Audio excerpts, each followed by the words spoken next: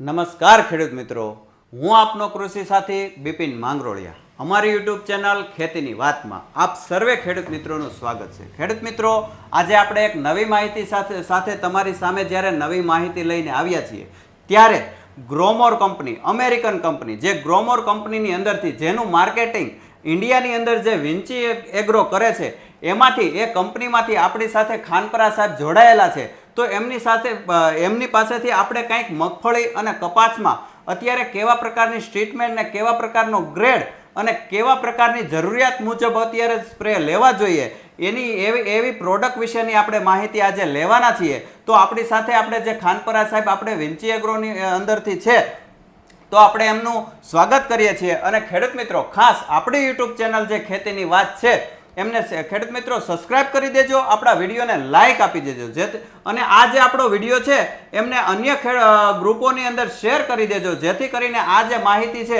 અન્ય ખેડૂત મિત્રોને પણ મળતી રહે. ખેડૂત મિત્રો, તો આપણે માહિતી લઈશું કે અત્યારે જે મગફળીની અંદર જ્યારે છે એ આપણે જે ખાનપરા સાહેબ પાસેથી જે આપણે માહિતી લેવાની છે, તો જે એવા કેવા ગ્રેડ અત્યારે વાપરવા જોઈએ એની વાત કરતા પહેલા આપણે ખેડૂત મિત્રો જે આપણી ચેનલ છે એમાં જે નવા ખેડૂત મિત્રો છે ને ખેડૂત મિત્રો સબસ્ક્રાઇબ કરતા નથી, પણ ખાસ ખેડૂત મિત્રો આપણી ચેનલને સબસ્ક્રાઇબ કરી દેજો, જેથી કરીને જે રોજિંદી આપણી જે માહિતી છે એ તમારા સુધી જલ્દીમાં જલ્દી પહોંચી શકે. તો સાહેબ, આપણે અમારા ખેડૂત મિત્રોને સાહેબ જણાવશો કે અત્યારે જે મગફળીની અંદર પ્રશ્ન ઊભા થયા છે તો એની અંદર કેવી ટ્રીટમેન્ટ લેવી જોઈએ?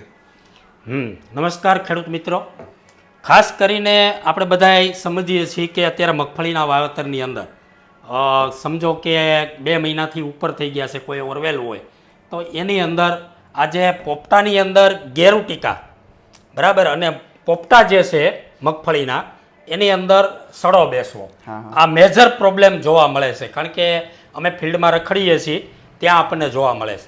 તો એનો સચોટ કોઈ ઉપાય હોય તો ફોસ્ફરો કેલ્શિયમ ગ્રોમર USA એટલે કે અમેરિકાની કંપનીનું છે, એ આંતર ફૂગનાશક છે, જેની સાથે એક કોન્ટેક્ટ ફંજીસાઇડ કોઈ પણ સાપ પાવડર છે, ડાયથેનિયમ 45 છે કે સસ્તામાં કોઈ પણ 10 ગ્રામ 15 ગ્રામ જેવું એને એડ કરી એને જો છંટકાવ કરવામાં આવશે તો આ એક મૂળ સુધી પહોંચતી આંતરપ્રવાહી એટલે કે સિસ્ટેમેટિક છે, એટલે મૂળ સુધી પહોંચી જાય છે અને મૂળની અંદર મૂળનું વિસ્તરણ કરે છે, એટલે કે મોટા પોપટા બનાવે છે. ઝડપી નાના નાના જે ગોગડા હોય તો એને પોપટાની અંદર કન્વર્ટ કરવાનું પણ કામ કરે છે, કારણ કે 4% કોમ્પ્લેક્સમાં કેલ્શિયમ આવે છે, ફોસ્ફરસ 16% આવે છે.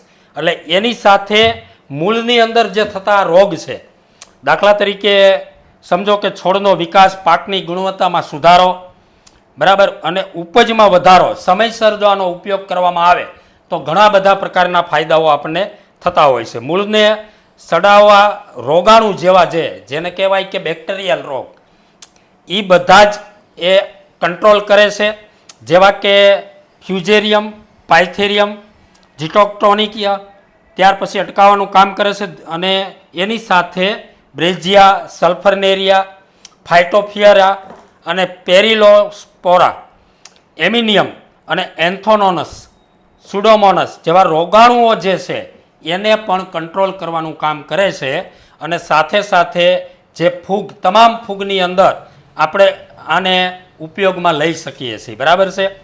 જમીનની અંદર ડાઉની મિલી હોય, રિઝોક્ટોનિયા હોય, પાયથેરિયમ હોય કે ફ્યુઝેરિયમ હોય, પેનિસિલિયમ હોય, ફાઇટોપ્થા હોય કે પિથિયમ હોય, અને બોટરાઇટસ, ઝેન્થોમોનસ, આ બધા જ પ્રકારના ફૂગની અંદર એકમાત્ર એવું આંતરફૂગનાશક છે કે જે ફોસ્ફરો કેલ્શિયમની છંટકાવથી કંટ્રોલ કરી શકે છે. રેડી?